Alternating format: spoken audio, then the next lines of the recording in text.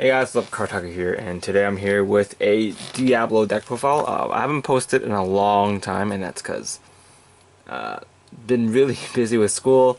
The semester's almost over, so it's crunch time. So haven't had a lot of time to play Vanguard or make YouTube videos. But I will be, making Fighters Collection videos and whatnot. So stay tuned for that at near the end of the month, and for this month there's a lot of other stuff that I'll be posting, so stay tuned for that. But yeah, let's get right into the deck profile.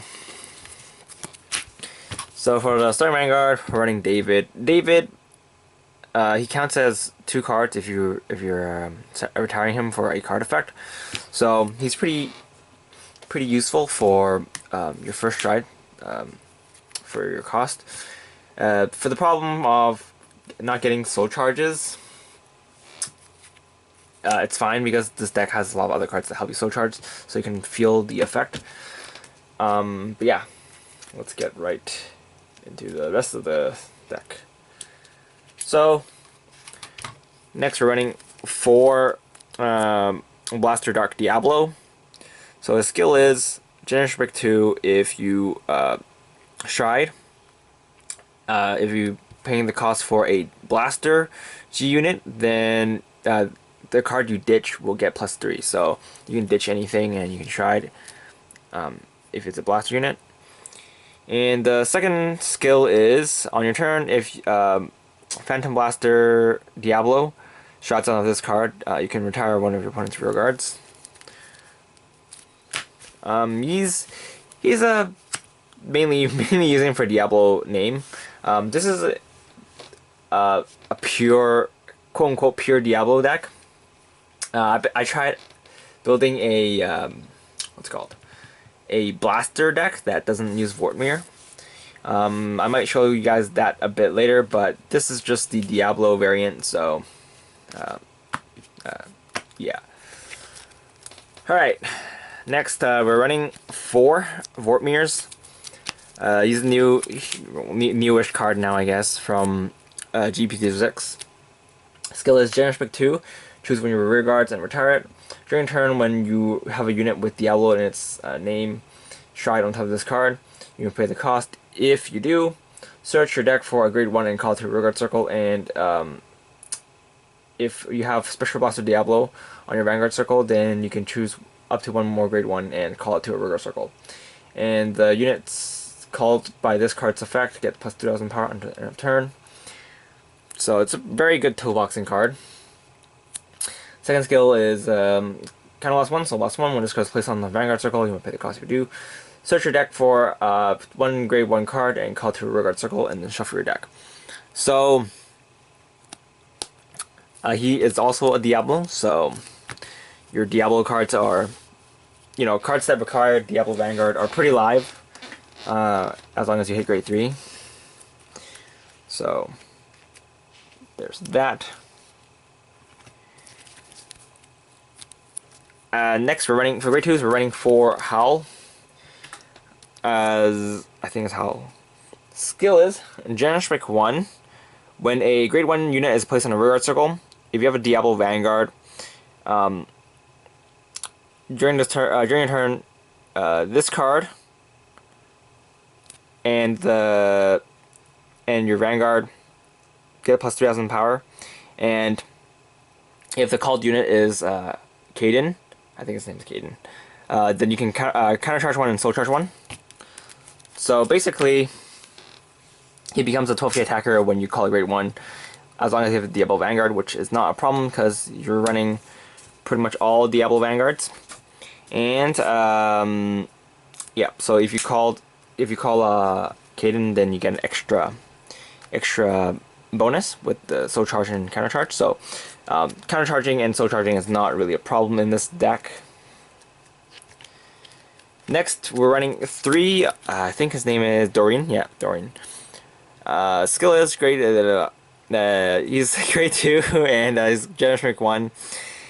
Skill is, on your turn, if you have a Blaster grade 3 or above Vanguard, then this card gets plus 2,000 power, so it becomes a 11k attacker, and it gets a new skill on activates on the rear guard circle. When this unit attacks Vanguard, if it's being boosted by a Claudius unit, or a unit with Claudius in its name, then you can unflip a damage. So, yeah, this, with the addition of Howl and Kidan, or Caden, I think it's Caden. There's a lot more space that there's a lot more consideration for the lineups, but he's pretty good as an attacker by himself, but usually you won't be attacking by himself since you're playing a Shadow Paladin deck, so searching for good ones is not really a problem.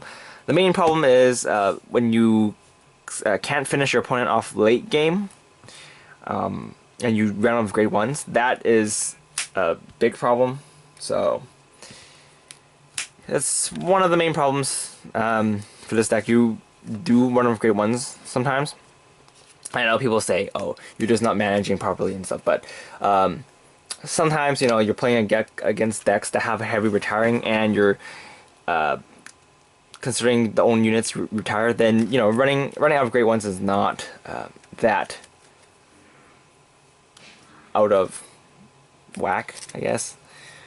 And, yeah.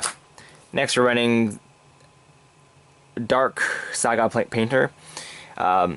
When this card's placed, Generation 1, when this card's placed on a rearguard circle, if you have a Diablo Vanguard, then you can draw a card and discard a card, so you can hand refresh, or card refresh, cycle, filter, whatever you want to call it.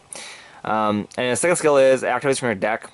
If you have a Diablo Vanguard, then this card gets -1 grade, so you can search for it with your grade 1 searching effects.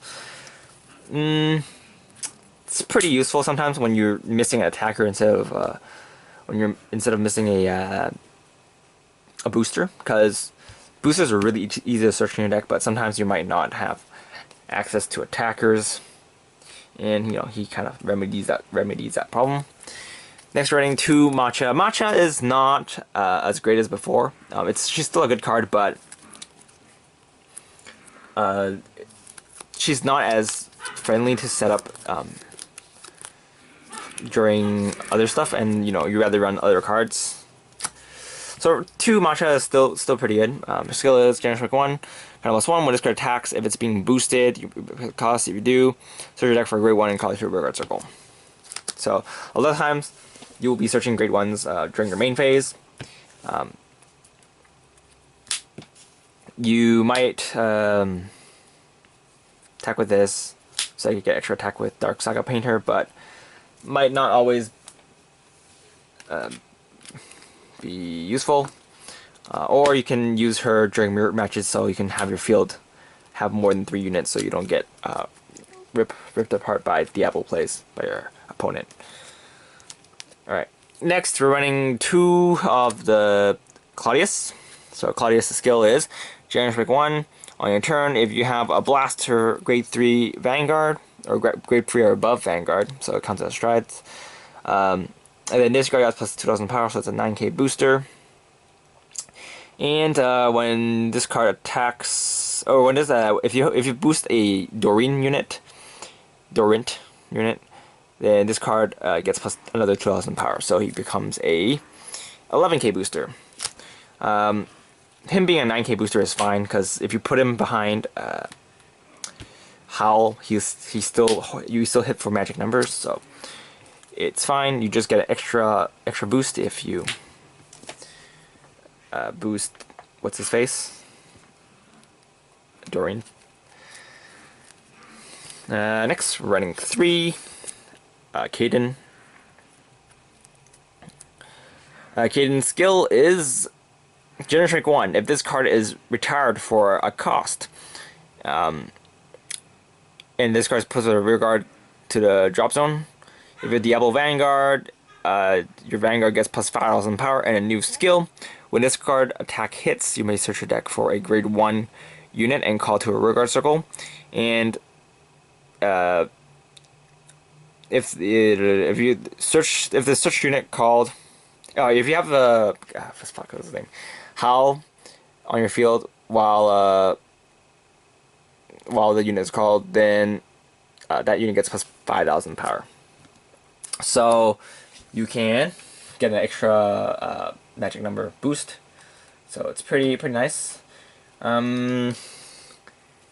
Mainly he's gonna be your kill fodder, cause kill fodder for your what's the face? Blaster Diablo play. No, Spectral Diablo. Sorry, for your Spectral Diablo plays, because you will get more power.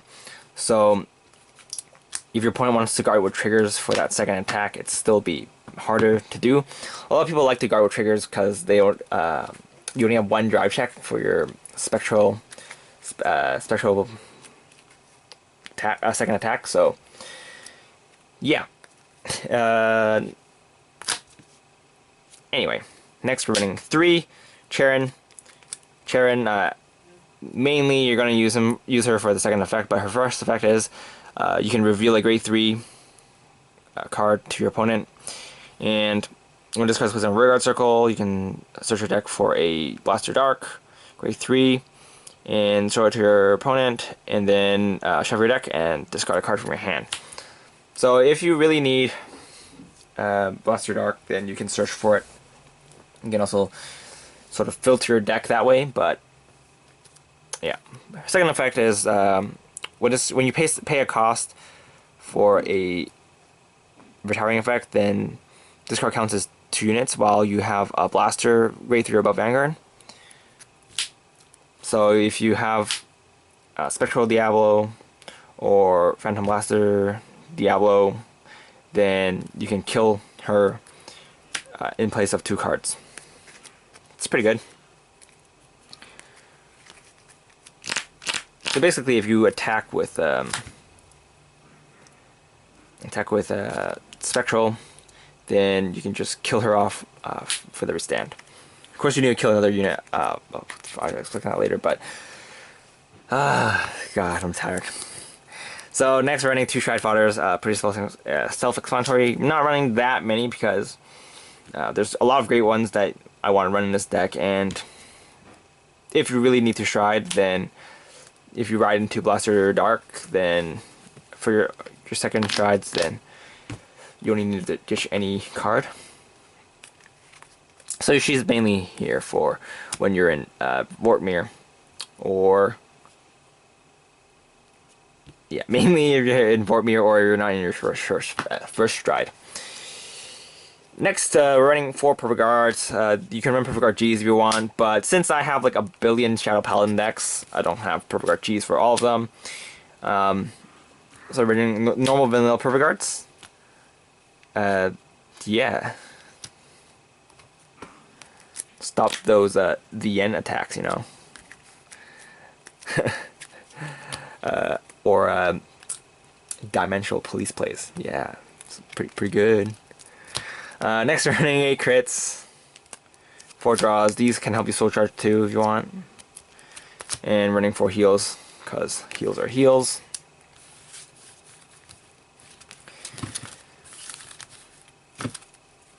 Alright, let's get to the G zone before I get back to work, but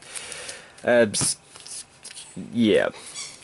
So G zone, we're running 2 Spectral Fanta something Spectral Blaster Diablo. So basically, he has active skill, and that's once per turn. You can soul last 1 to choose one of your flip one G flip 1 card, so it can be any card, and you can choose one of your rear guards and retire it, or you have to choose one of your rear guards and retire it. So that's the initial cause, and then after that, during this turn, it gets a new effect, and that effect is once per turn, generous pick 3, kind of lost 2, choose 2 of your rear guards and retire it. And when this card attacks at the end of the battle, you may restand this unit, and then this unit loses 2 drive checks. So your second attack will only have 1 drive check. And if you have Diablo Heart, you can search your deck for grade 1 and search it, call it to a rear guard circle. So basically, if you're in this deck at least, it's really only a kill 2, because the first unit that you kill off, you pretty much get back with if you have a Diablo Heart. So it's pretty good. Overall, I think the second attack is not as intimidating because it is only one drive check. So if you're not hitting for a really high number, opponents may guard for 2 to pass so that you can't pass. But yeah, it's more of a kind of psychological thing, or in statistics, I guess it's less likely that you'll be able to penetrate their defense anyway. So that's one of the main reasons why this card isn't as good as something like Gluttony Dogma. That card's pretty good. This card is okay. Shadow Paladins have a lot of withstand, but this Diablos don't have withstand, so he's good for that. But if you're playing something like Raging Form or Abyss, or Raging Form Abyss, then this card is not as great for those decks. But for this deck, it's perfectly fine. And next, we're running 2 Geyser Dragons. Kind of last one, so last one. Choose 1 Geyser Dragon and flip it. And then choose 2 of your rearguards and retire it. So when this card attacks, you may pay the cost. If you do, reveal the top 2 cards of your deck, and during this turn, this unit gets plus 1,000 power for every grade 1 revealed, grade 1 or lower revealed, and add those cards to your hand. So mainly it's gonna be your first stride. It'll be this G zone will be a lot easier to manage after May 20th. I think it's May 20th. That's when G zone is increased to 16 cards. I might give my opinion on that, depending on what you guys, if you guys care about my opinion. But yeah, things will be interesting, I guess, and I'll have more time to play during that time. So good times. And then we're running 4 Phantom Blaster Diablo. So skill is kind of +1 to G flip himself, and then choose. If you have 2 or more cards face up in your G zone, then during this turn, this cards get plus 10,000 power and extra critical, and a new effect. And the effect is choose 3 of your rearguards and retire it. When this card attacks, you pay the cost. If you do, your opponent must retire 2 of their rearguards. If they don't retire 2 of their rearguards, then during this turn they cannot call guardians from their hand. So for now, he's pretty good, but we won't know with the introduction of G Guardians. We'll see how it affects, but he still hits for a very high number, so your opponent will still need to ditch cards from their hand. So probably they'll still need to kill their units, but yeah, he'll still be a good card, I guess, because he swings for 36 by himself. Yeah, pretty good. But yeah, that's pretty much this Diablo deck. If you ask me, I think the Revenger build is still better. Revenger just has a better card pool than Diablo has so far. Things might change later when Diablos get more support. But for now, well, maybe it's just me playing with Revengers more. But I think that deck is a bit more consistent and it has more power. This deck is, I guess, it's better at calling stuff, but calling stuff doesn't win you games. So, yeah, I don't know. That's just my opinion. You can feel free to disagree, but I have work to do now, so I better go. I was planning to do something for April Fools, but things went out the window when I was still working on April 2nd. So I was like, oh well, I guess I'm not doing that anymore. But yeah, I'm just rambling now. So this is Karataku, and I'll see you guys very soon. Oh, by the way, the giveaway is still happening, so